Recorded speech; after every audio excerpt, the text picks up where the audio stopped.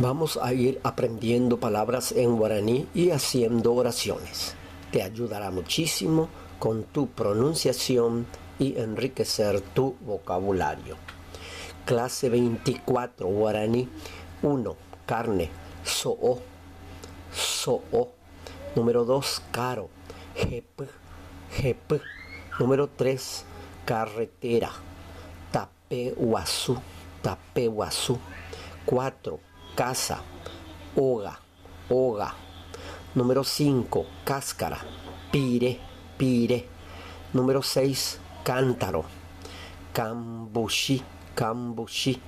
Número 7, caña dulce, tacuareé, tacuareé. Ahora vamos a ir viendo las oraciones. Número 1, shesu ojo oyowa so'o, shesu ojo oyowa so'o. Mi mamá se fue a comprar carne. Número 2, shesu ojo oyowa jep peso'o, shesu ojo oyowa jep peso'o. Mi mamá se fue a comprar caro esa carne. Número 3, petape wasure ojo pe caballo, petape wasure ojo pe caballo. Por esa carretera se fue ese caballo. Número 4, sheru ojo omopoti pe oga, sheru ojo omopoti pe oga. Mi papá se fue a limpiar esa casa.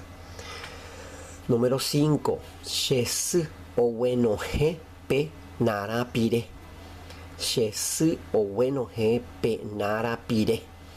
Mi mamá saca esa cáscara de la naranja. Número 6, pe cambushipe oi jeta pe cambushipe oi jeta.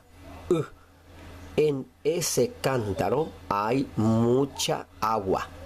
Número 7, she ame vacape mishimita cuaree, she ame vacape mishimita cuaree.